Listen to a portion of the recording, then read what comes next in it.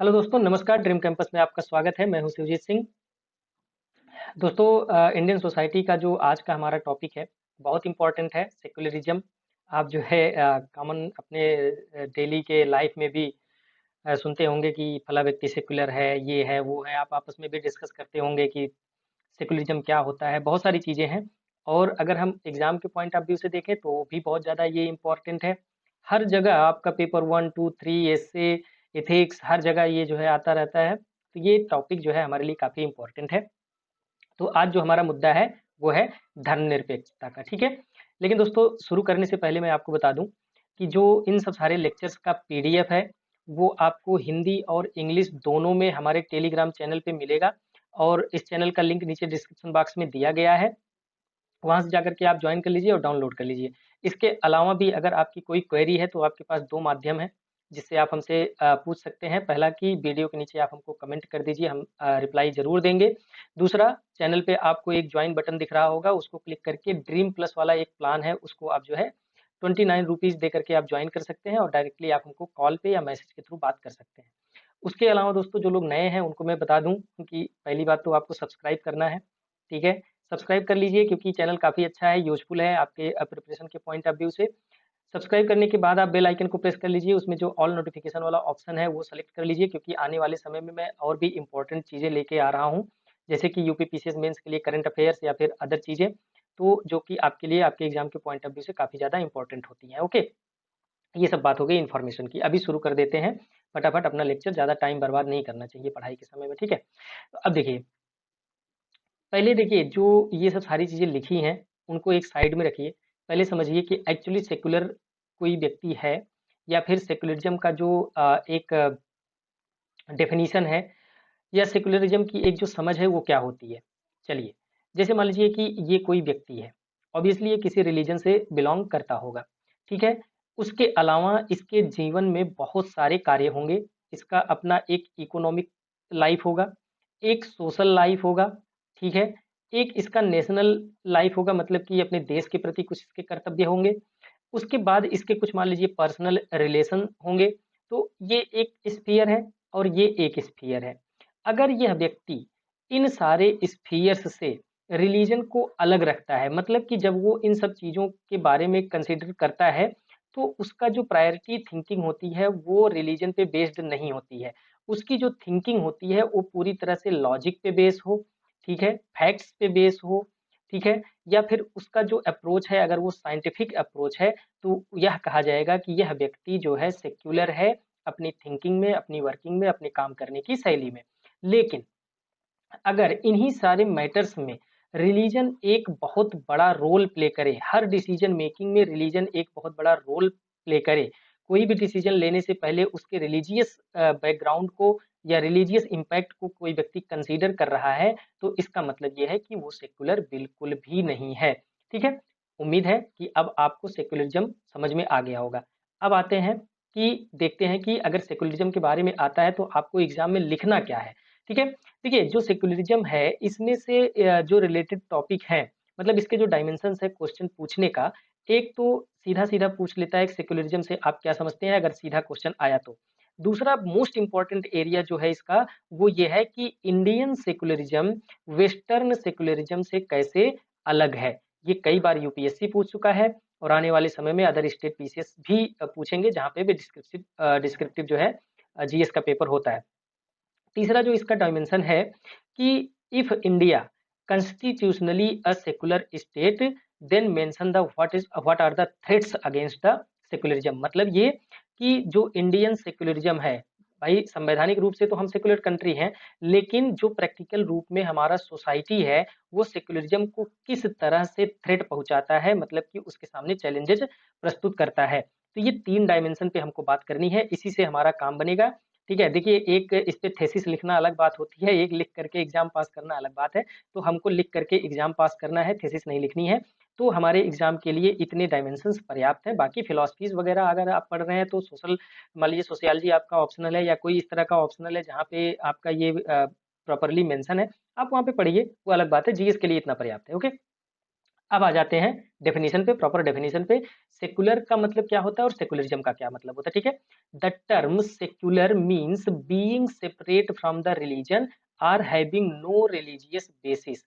या तो आप जो है किसी भी रिलीजन से एकदम पूरी तरह से आप अलग हैं, मतलब कि रिलीजियस कंसिडरेशन आपकी लाइफ में बहुत ज्यादा मायने नहीं रखता है, ये आपका पर्सनल अफेयर है, ठीक है। या फिर आपका कोई रिलीजन ही नहीं है, आप ये मान के चलते हैं कि हम किसी भी रिलीजन से बिलोंग नहीं करते हैं। ये तो एकदम एक्सट्रीम फॉर्म हो गया। अभी इसका थोड़ा सा नॉर्मल फॉर्म देखते हैं जो हम लोगों के जीवन में अप्लाई होता है, ठीक है। किताब को छोड़ करके भी हमारी लाइफ है, तो हमारे लाइफ में ये होता है कि a person is a secular person when who does not owe his moral values to any religion। मतलब उसके जो मोरल वैल्यूज हैं वो किसी भी पर्टिकुलर धर्म से प्रभावित ना हो, उसके सारे वैल्यूज क्या हो, product of his rational and scientific thinking. उसके जो भी उसके जीवन में जो उसके वैल्यूज हैं, ठीक है। वैल्यूज का मतलब ये हुआ प्रेफरेंसेस, मतलब कि आप ये करना चाहते हैं, आप ये नहीं करना चाहते हैं, आपके लिए ये सही है, आपके लिए ये गलत है। तो जो ये उनकी सही गलत की सोच है, जो उनके जीवन जीने की शैली है, जो उनकी किसी भी पर्टिकुलर किसी भी चीज को लेकर के जो उनका एटीट्यूड है, अगर वो रेशनल है और वो साइंटिफिकली अप्रूव्ड है, मतलब साइंटिफिक इन नेचर है, तो वह माना जाएगा कि वह व्यक्ति सेकुलर है। अगर अब आपको किसी को जज करना हो सेकुलर है कि नहीं, तो उसको जो है उसके जो भी वो लॉजिक देता है, जो भी बात करता है, तो उसके पीछे पूछिए कि भाई इसके पीछे कारण क्या है। अगर वो कारण रिलीजियस बताता है तो फिर समझ लीजिए थोड़ा सा सेकुलर से दूर है वो। लेकिन अगर वो उसका कारण कोई साइंटिफिक बताता है, कोई रेशनल कारण बताता है, तो समझ लीजिए कि वो सेकुलरिज्म की तरफ है और सेकुलरली वो थिंकिंग कर रहा है, ठीक है। सेकुलरिज्म मीन्स, ये तो बात हो गई कि कोई व्यक्ति सेकुलर कैसे होता है। अभी सेकुलरिज्म का क्या मतलब है। Secularism means separation of religion from political, economic, social, cultural aspects of the life, religion being treated as a purely personal matter. अगर धर्म को केवल पर्सनल मैटर के रूप में ट्रीट किया जा रहा है, धर्म को इकोनॉमिक एक्टिविटीज से, धर्म को पॉलिटिकल राजनीतिक एक्टिविटीज से, धर्म को सामाजिक गतिविधियों से, हर सामाजिक गतिविधियों से, ठीक है। देखिए बहुत सारी सामाजिक गतिविधियां ऐसी होती हैं जिसमें रिलीजन को डालना जरूरी होता है, उसको यहाँ पे छोड़ के चलिए। लेकिन जो एट अ लार्ज सोसाइटी, ऐसी सोसाइटी जिसमें बहुत सारे डाइवर्सिटीज हैं, रिलीजियस डाइवर्सिटीज हैं, ऐसी सोसाइटी में अगर हर डिसीजन के पीछे रिलीजियस कारण नहीं है, तो और कल्चरल एस्पेक्ट में भी हर कल्चर में आप रिलीजन को नहीं डाल रहे हैं, तो ऐसे स्थिति को बोलते हैं कि यहाँ पे सेक्युलरिज्म है। मतलब कि इन सब सारे एस्पेक्ट्स से रिलीजन को अलग करके रखा जाए तो वह सेक्युलरिज्म होता है। रिलीजन को प्योरली आप पर्सनल अफेयर बनाइए, मतलब ये देखिए इसको आसान भाषा में समझिए कि पर्सनल अफेयर कैसे।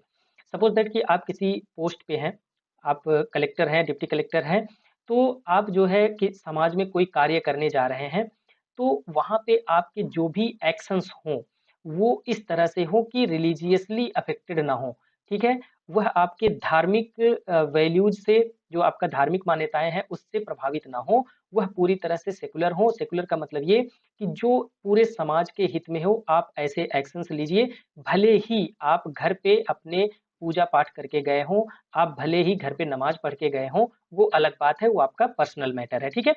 लेकिन जब आप पब्लिक स्फीयर में कार्य कर रहे हो, तब आप जो है सारी मान्यताओं को एक पब्लिक जो इंटरेस्ट होता है उसके पॉइंट ऑफ व्यू से देखिए, और जो भी एक्शन लीजिए वो पब्लिक इंटरेस्ट के बेस पे लीजिए, ठीक है।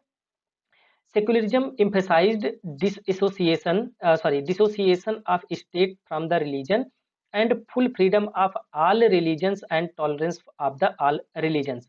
अगर हम स्टेट मतलब कि किसी देश या किसी राज्य के बारे में देखें, तो राज्य को जो उसका रिलीजियस फ्रीडम है, मतलब कि राज्य में रहने वाले लोगों की जो रिलीजियस फ्रीडम है उसको फुल फ्रीडम देना चाहिए, और सभी रिलीजन के बीच में एक टॉलरेंस होना चाहिए।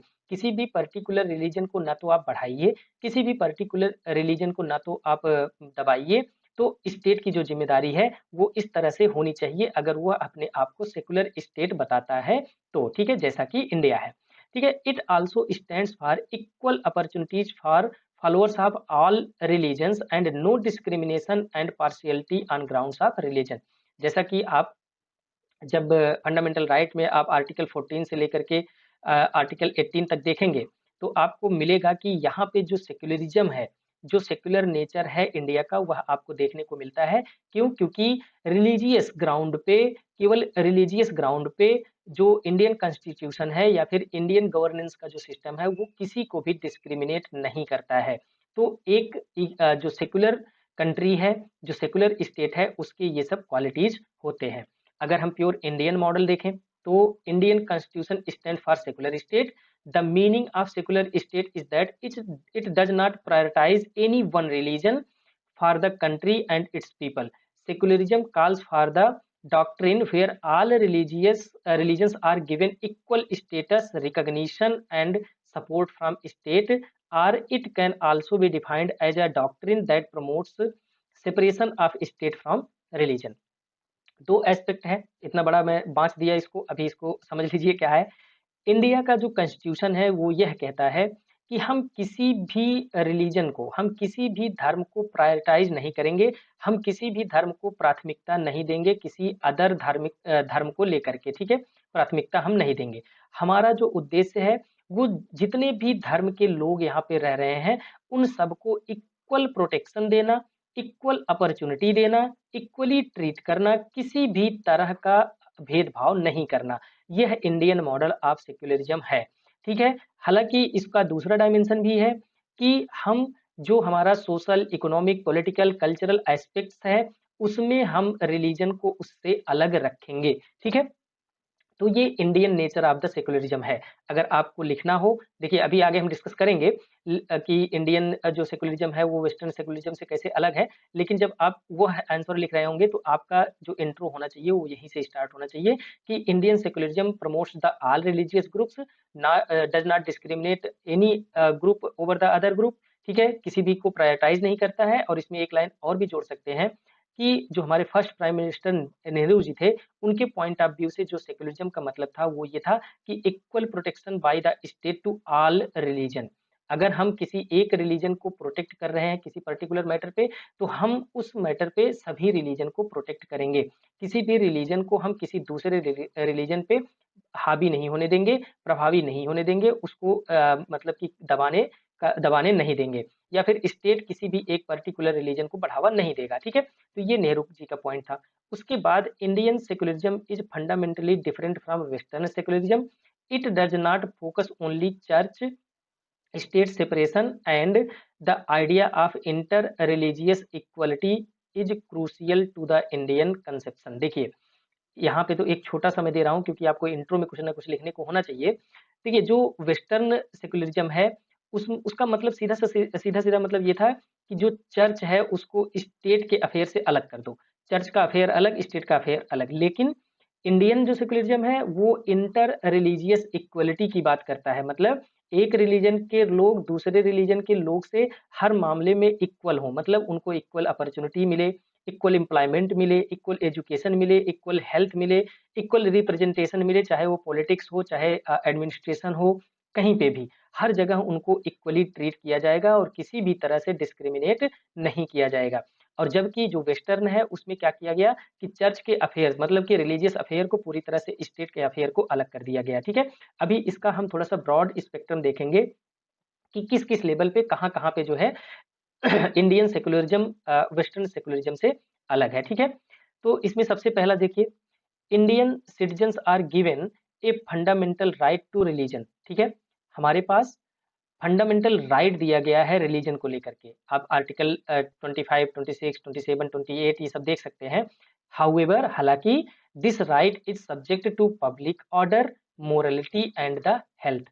मतलब ये कि रिलीजियस फ्रीडम तो दिया गया है, रिलीजन को एक फंडामेंटल राइट के रूप में तो दिया गया है, लेकिन अगर ऐसा समय आया जहां पे पब्लिक ऑर्डर का कोई मैटर हो, जहां पे मोरलिटी का कोई इशू हो, जहां पे हेल्थ का कोई कंसिडरेशन हो, वहां पे स्टेट क्या कर सकता है, आपके रिलीजियस अफेयर में इंटरफियर कर सकता है।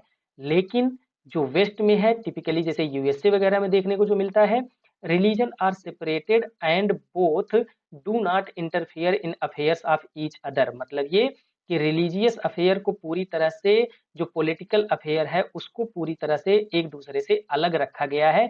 ना तो ये इसमें इंटरफियर करेगा और ना तो ये इसमें इंटरफियर करेगा। जबकि हम इंडिया के कंटेक्स्ट में अगर देखते हैं तो इंडियन कंटेक्स्ट में अगर कोई रिलीजियस इशू ऐसा है कि जो पब्लिक ऑर्डर के लिए डिस्टरबेंस है, मोरलिटी का इशू क्रिएट करता है, तो वहाँ पे स्टेट जो है इंटरवीन कर सकता है। उसके बाद इंडिया में there is one religion that dominates Indian society, sorry, there is no one religion that dominates Indian society as a citizen is free to practise, profess and propagate any religion. मतलब ये कि India में कोई एक ऐसा religion नहीं है कि जो पूरी तरह से पूरे इंडिया में डोमिनेट हो। ठीक है, हर रिलीजन का अपना अपना महत्व है, हर रिलीजन का अपना अपना स्पेस है। लेकिन अगर क्रिश्चियनिटी की बात करें, तो अगर हम वेस्टर्न कंट्रीज में बात करें तो वहां पे एक ही रिलीजन डोमिनेटेड है जो कि क्रिश्चियनिटी है। ठीक है, एक सिंगल डोमिनेट रिलीजन है पूरे स्टेट में। उसके बाद India with its outlook focuses on the inter-religious aspect and try to remove any stigma attached with any religion on the society। Indian जो आउटलुक है वो इंटर रिलीजियस एस्पेक्ट की बात करता है। मतलब हमेशा ये कोशिश रहता है कि जितने रिलीजियस ग्रुप्स हैं उनके बीच में एक टॉलरेंस हो, ठीक है, एक अच्छी अंडरस्टैंडिंग हो, और ये जो है म्यूचुअली को एग्जिस्टेंस रखे सोसाइटी में। लेकिन अगर हम वेस्टर्न की बात करें तो वहां पे इंट्रा रिलीजियस एस्पेक्ट क्रिश्चियनिटी में है नहीं। क्यों? क्योंकि वहां पे एक तो क्रिश्चियनिटी ही ज्यादा डोमिनेंट है, एक ही रिलीजन है, and let the religion act on the society as it is. मतलब उसमें वहां पे ये कहा जाता है कि जो रिलीजियस अफेयर्स है, सोसाइटी उसको जिस तरह से भी डील करना चाहती है उसको डील करे, स्टेट उसमें कोई इस तरह का अफेयर नहीं करेगा, इंटरफेयर नहीं करेगा। क्यों? क्योंकि देखिए वहां पे इंटर रिलीजियस बहुत ज्यादा कन्फ्लिक्ट होते भी नहीं है, क्योंकि एक ही रिलीजन वहां पे डोमिनेंट है। उसके बाद due to accessibility to many religions there are inter religious conflict. India में आप देख सकते हैं कि रिलीजियसली हम बहुत ज्यादा डाइवर्स हैं। हमारे यहाँ हिंदू, मुस्लिम, जैन, सिख, ईसाई, पारसी, क्रिश्चियन सब लोग होते हैं। तो इस वजह से इनके जो इंटरेस्ट है एक रिलीजन ग्रुप का दूसरे रिलीजन ग्रुप के इंटरेस्ट से कन्फ्लिक्ट में आता है। और इस तरह से कन्फ्लिक्ट पैदा होने के बाद ये क्या करते हैं कि टाइम टाइम पे पब्लिक ऑर्डर के लिए, लॉ एंड ऑर्डर के लिए, या फिर जो स्टेबिलिटी है उसके लिए खतरनाक भी साबित होते हैं। इसलिए Indian government has to intervene to maintain the peace and harmony. क्योंकि बहुत ज़्यादा रिलीजियस ग्रुप्स हैं और सबके अपने-अपने इंटरेस्ट हैं, सबके अपने-अपने वैल्यूज़ हैं। तो इस वजह से जो रिलीजियस कॉन्फ्लिक्ट होता है उसको पीसफुली हैंडल करने के लिए, समाज में स्टेबिलिटी लाने के लिए, समाज को पीसफुल बनाने के लिए जो गवर्नमेंट है वो समय-समय पर इंटरवीन करती रहती है। Okay, since Christianity is the one dominant religion, the focus is less on inter religious conflict. बहुत ज्यादा होता भी नहीं है, तो इंटर रिलीजियस कन्फ्लिक्ट पे जो गवर्नमेंट का इंटरवेंशन होता है वो भी ना के बराबर होता है। Okay, in India due to the presence of multiple religions and multiple communities the government has to focus on both. ठीक है, for example article 29 grants protection to both religious minorities as well as linguistic minorities. अब हमारी society ही pluralistic है, plural society है, यहाँ पे तरह तरह के लोग रहते हैं। तो इसलिए गवर्नमेंट को फोकस करना होता है किस बात पे कि जो माइनॉरिटीज हैं, जिनकी संख्या कम है, जो अंडर डेवलप्ड हैं, उनका भी विकास सुनिश्चित करें। और उसके साथ साथ जो डोमिनेटेड हैं, जिनकी संख्या ज्यादा है, जो मेजोरिटी में है, उनके भी विकास को सुनिश्चित करें। तो ऐसे में गवर्नमेंट क्या करती है, समय समय पर वो दोनों के तरह की पॉलिसीज बनाती है। इवन अगर आप कॉन्स्टिट्यूशन में देखें तो आर्टिकल 29 जो है ये रिलीजियस माइनॉरिटीज को भी प्रोटेक्शन प्रोवाइड करता है और लिंग्विस्टिक माइनॉरिटीज को भी प्रोटेक्शन प्रोवाइड करता है। बेस्ट में क्या होता है, focuses on equality and harmony among the people of the same religion. वहां पे इशू केवल एक ही रिलीजन के बीच में जो कन्फ्लिक्ट हो रहे हैं उसको सॉल्व करना है। एक विद इन द रिलीजन जो सोशियो इकोनॉमिक गैप है उसको वो भरने की कोशिश करते हैं। Okay, with the presence of multiple religion the role of religious bodies also gets enhanced and in furthers their role in Indian politics। बहुत ज्यादा रिलीजियस ग्रुप्स है तो अलग अलग रिलीजन के लोग आगे आते हैं और पॉलिटिक्स में अपना पार्टिसिपेशन दिखाते हैं, अपने अपने रिलीजियस ग्रुप के हित की वो बात करते हैं। तो ऐसे में जो है जो रिलीजियस पॉलिटिक्स है या फिर जो रिलीजियस लीडरशिप का जो उत्थान है, जो उनका जो वो पैदा होते हैं उसकी बहुत ज्यादा इंसिडेंस या बहुत ज्यादा संभावनाएं इंडिया में देखने को मिलती हैं। जबकि वेस्ट में एक ही रिलीजियस बॉडी है, तो एक ही रिलीजियस ग्रुप है जो डोमिनेट है, तो वहाँ पे रिलीजियस बॉडी का डेवलप होने का कोई इतना ज़्यादा नेशनल पॉलिटिक्स में संभावना नहीं होती है, ठीक है। उसके बाद Indian state can aid religious institutions. India में आप देखते होंगे कि किसी भी पर्टिकुलर इंस्टीट्यूशन को समय-समय पर गवर्नमेंट क्या करती है, फंड प्रोवाइड करवाती है, या फिर टैक्स में छूट देती है, ठीक है? या फिर कोई एनजीओ है तो उसको जो है फाइनेंशियली सपोर्ट करती है। लेकिन अगर वेस्ट में हम बात करें तो स्टेट जो है किसी भी रिलीजियस इंस्टीट्यूशन को किसी भी तरह का एड नहीं देता है, ठीक है? तो ये सब सारे हैं, इतने सारे पॉइंट्स हैं आपके पास जो कि आप इंडियन सेक्युलरिज्म को वेस्टर्न सेक्युलरिज्म के से अलग लिखना है, कैसे भिन्न है, तो आप यहाँ पे लिख सकते हैं।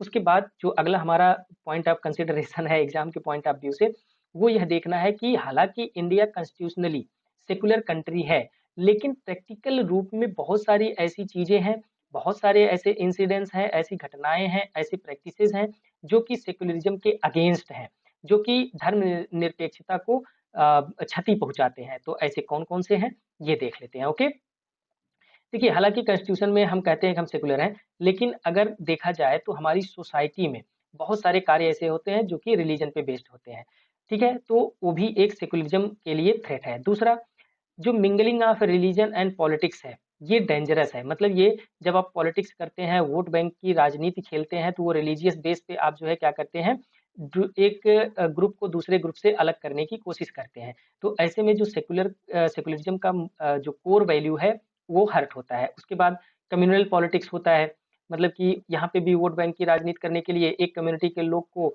दूसरे कम्युनिटी के लोग के अगेंस्ट भड़काते हैं, ठीक है? तो ये भी जो है हमारे लिए घातक सिद्ध होता है। फिर उसके बाद जो कम्युनल चीज़ें हैं, जो रिलीजियस चीज़ें हैं, रिलीजियस अफेयर्स हैं, उसको जो है पॉलिटिसाइज़ेशन किया जाता है, मतलब कि उसका राजनीतिकरण किया जाता है राजनीतिक फ़ायदा लेने के लिए। तो अभी तक ये जो सारे पॉइंट्स हमने देखा, ये पॉलिटिक्स से रिलेटेड है। इसका मतलब ये कि जो सेक्युलरिज़्म है, सेक्युलरिज़्म के अगेंस्ट जो थ्रेट है, उसमें पॉलिटिक्स का बहुत बड़ा रोल है। अगर हमको सुधार करना है, तो सबसे पहले जो हमारा पॉलिटिकल अप्रोच है, उसमें चेंज करने की आवश्यकता है। उसके बाद समय-समय पर देखिए पॉलिटिकल कम्युनल राइट्स होते हैं, ठीक है? तो ये भी सेकुलरिज्म के लिए एक खतरनाक चीज़ है, क्योंकि कम्युनल राइट्स होंगे, रिलीजियस लाइन पे अगर लड़ाई झगड़ा होगा, तो आज लड़ाई झगड़ा हुआ, एक ग्रुप ने दूसरे ग्रुप को मार-पीट दिया, तो ये भी बाद में बदला ज़रूर लेगा बदलापुर जाके, ठीक है? उसके बाद rise of Hindu nationalism in recent years, जो कि मॉब लिंचिंग को जन्म दिया है।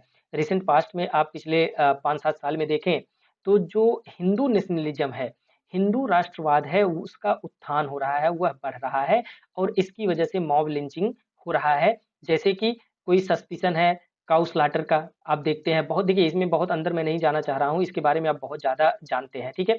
उसके बाद forced closure of the slaughter houses, slaughter house को फोर्सफुली उसको जो है बंद करवा दिया गया। स्लॉटर हाउस का मतलब दोस्तों होता है, जो हिंदी में है वो बता दूँ, जहाँ पे बीफ बनाए जाते हैं, गाय-भैंस काटे जाते हैं, उनके मांस को बेचा जाता है, उसको हम स्लॉटर हाउस बोलते हैं। उसके बाद कैंपेन अगेंस्ट लव जिहाद, ये भी एक बड़ा मुद्दा है। इस तरह की चीज़ें हो रही हैं जो कि एक कम्युनिटी के प्रति दूसरे कम्युनिटी में जो है हेटर्ड पैदा किया जा रहा है, घृणा उत्पन्न किया जा रहा है, उनके प्रति गलत मैसेज दिए जा रहे हैं, रूमर्स फैलाए जा रहे हैं। तो इसकी वजह से भी एक ग्रुप का, पर्टिकुलर कम्युनिटी का दूसरे कम्युनिटी के प्रति हेटर्ड और घृणा बढ़ रहा है, जो कि जो है एक सेक्युलरिज़्म के अगेंस्ट काम कर रहा है, एक कारण है, ठीक है? उसके बाद घर वापसी वाला मूवमेंट, मान लीजिए कि पास्ट में कोई व्यक्ति है, वो किसी एक रिलीजन से निकल करके दूसरे रिलीजन में अपने आप को कन्वर्ट किया था, किसी भी कारण से हो सकता है, लेकिन अब घर वापसी वाला जो ये मूवमेंट चल रहा है, ये कह रहा है कि भाई ये देखो, आपने जो ये किया ये गलत किया। भले ही उसका पर्सनल अफेयर है, लेकिन फिर भी ये जो ग्रुप होते हैं ये मनमानी करते हैं, पता नहीं क्या ये सोचते हैं अपने आप को। ये कहते हैं कि ठीक है, आप जो है ये जो किए हो ना ये गलत है, आपको फोर्सफुली बहला-फुसला के किया गया है। आप जो है अपने घर वापस आ जाओ, अपने कम्युनिटी में वापस आ जाओ, अपने रिलीजन को वापस से अपना लो। तो ऐसी जो घटनाएँ घटती हैं, ऐसे जो मूवमेंट चलते हैं, वो भी जो है क्या होते हैं, सेकुलरिज़्म के अगेंस्ट कार्य करते हैं, ठीक है? फिर उसके बाद जिस तरह से हिंदू नेशनलिज़्म है, उसी तरह से बहुत सारे इस्लामिक फंडामेंटलिज्म है, ठीक है? रिवाइवलिस्ट मूवमेंट चलते हैं, जो कि मुस्लिम को ग्लोरीफाई करते हैं, और उस तरह से जो मुस्लिम्स का आप समझ सकते हैं अप्रोच है, जो आउटलुक है, वो अदर कम्युनिटी के अगेंस्ट जो है चेंज होता है, जो कि नेशनल यूनिटी और इंटीग्रिटी के लिए खतरनाक साबित होता है और सेकुलरिज्म के अगेंस्ट कार्य करता है, ठीक है? अगर इन सब चीज़ों को अगर हम देखें, तो आज के समय में कुछ रिसेंट ईयर्स में आप देखें, बहुत सारे मुस्लिम यूथ हैं जो कि आईएसआईएस के प्रति काफ़ी ज़्यादा अपना लगाव देखने को मिला है, उनका लगाव देखने को मिला है। तो ये क्या है, ये भी जो है ना केवल भारत के लिए बल्कि विश्व के लिए भी एक खतरनाक चीज़ है। क्योंकि देखिए इस्लामिस्ट ये आईएसआईएस जो है, यह एक इस तरह से समझिए टेररिस्ट ग्रुप है जो कि सोसाइटी के लिए खतरनाक है, इकोनॉमी के लिए खतरनाक है, ग्लोबल ऑर्डर के लिए खतरनाक है। देखिए, अभी हम इस बात पे नहीं जा रहे हैं कि मुस्लिम यूथ ऐसा क्यों कर रहे हैं, ठीक है? इसके कारण बहुत दिए गए हैं। इकोनॉमिक उनका डिप्रिवेशन है, ठीक है? उनका विकास नहीं हो पा रहा है, नेग्लिजेंस है या फिर कट्टरपंथी है, बहुत सारी चीज़ें हैं। हालाँकि हम उसमें डिस्कस नहीं कर रहे हैं और ये जो है किसी को हर्ट करने की वाली भी बात नहीं है। यह केवल यहाँ पे मेंशन इसलिए किया गया है क्योंकि ऐसे बहुत सारे इंसिडेंसेस देखने को मिले हैं। तो अगर इस तरह की टेंडेंसी मिल रही है, यहाँ पे मुस्लिम ही नहीं, किसी भी रिलीजियस ग्रुप का अगर कोई व्यक्ति किसी पर्टिकुलर जो कि इंसर्जेंट ग्रुप है, कोई टेररिस्ट ग्रुप है, उसके प्रति अपना लगाव दिखाता है, उसमें संलिप्त होता है, तो ये सेक्युलरिज्म के अगेंस्ट होगा और नेशनल यूनिटी और इंटीग्रिटी को नेगेटिवली इम्पैक्ट करेगा, ठीक है? अगर इन सब चीज़ों को दूर करना है, तो हमको सबसे पहला अपना पॉलिटिक्स सही करना होगा। जो वोट बैंक की राजनीति है, रिलीजन के बेस पे किया जाता है, तो सबसे पहले उसको सुधारने की आवश्यकता है, ठीक है? उसके बाद जो रिलीजियस फ्रीडम दोस्तों दिया गया है लोगों को, उसको और एक्सपेंड करना चाहिए। मतलब ये कि बात-बात पे गवर्नमेंट को इंटरफियर नहीं करना चाहिए। छोटी-छोटी बातों पर गवर्नमेंट को इंटरफियर नहीं करना चाहिए। जो रिलीजियस फ्रीडम है, उसको और जो है नागरिकों को देना चाहिए, ताकि जो है एक रिलीजन का आदमी दूसरे रिलीजन के कल्चर को, दूसरे रिलीजन के वैल्यूज को समझ पाए और एक दूसरे का जो है सम्मान कर पाए। उसके बाद वैल्यू जो एजुकेशन है उसको मतलब कि क्वालिटी एजुकेशन को प्रमोट करने की आवश्यकता है। कि देखिए पिछले लेक्चर में भी हमने बात किया था कि हमारा जो एजुकेशनल करिकुलम है वो कुछ इस तरह से है कि वो किसी पर्टिकुलर रिलीजन को ग्लोरीफाई करता है। तो ऐसे में जो भी बच्चा पढ़ रहा है उस सिलेबस को, तो उसका जो माइंड डेवलप होगा, उसका जो अप्रोच डेवलप होगा आगे चल के, वह किसी पर्टिकुलर रिलीजन के प्रति एफिलिएटेड डेवलप डेवलप होगा। और किसी अन्य रिलीजन के अगेंस्ट जो है उसके मन में भावनाएँ विकसित होने लगेंगी। तो जो एजुकेशन सिस्टम है वो हमको इस तरह से बनाना है कि एक रिलीजन का कोई किसी भी एक पर्टिकुलर रिलीजन को ग्लोरीफाई ना किया जाए। हर रिलीजन के अच्छी चीज़ों को बताया जाए, हर रिलीजन के बीच में एक जो उनका हार्मनी इस्टेब्लिश करने की कोशिश किया जाए, म्यूचुअल रिस्पेक्ट और टॉलरेंस डेवलप करने की कोशिश की जाए, ताकि जो हमारा यंगर जनरेशन है, उसका जो आगे चल के आउटलुक हो, वह एक सेकुलर आउटलुक हो। सेकुलर आउटलुक इस तरह से हो कि वह अपने रिलीजन का सम्मान तो करे ही करे और अदर जो रिलीजन है, अदर जो रिलीजियस कल्चरल वैल्यूज हैं, उसका भी सम्मान करे, ठीक है?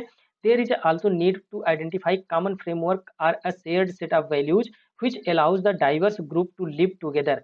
गवर्नमेंट को हमेशा ऐसा कैंपेन चलाना चाहिए, हमेशा ऐसा मूवमेंट चलाना चाहिए दो जो कि एक कॉमन फ्रेमवर्क ऐसा डेवलप करे कि हर ग्रुप के लोगों को साथ लेकर के चलने का एक प्रयास हो और एक दूसरे के साथ एक दूसरे का रिस्पेक्ट करे, ठीक है? उसके बाद यूनिफॉर्म सिविल कोड टाइप का जो चीज़ें हैं, इसको जो है हम प्रमोट करें। यूनिफॉर्म सिविल कोड क्या होता है, ये हमारा जो है अगले लेक्चर का हिस्सा है, तो उसमें हम इसको अच्छी तरह से देखेंगे। हालाँकि दोस्तों, हमको लगता है कि ये सेकुलरिज़्म वाला प्रॉपर आपको अंडरस्टैंडिंग हो गई होगी और अब आपके पास पर्याप्त माल है कि जिससे आप जो है अपने आंसर को लिख सकते हैं और अच्छा नंबर गेन कर सकते हैं, ठीक है? अगर कोई भी क्वेरी है, तो आप कमेंट बॉक्स में लिख कर के पूछ सकते हैं या फिर जॉइन बटन के थ्रू पूछ सकते हैं। आज के लिए बस इतना ही। Thanks for watching.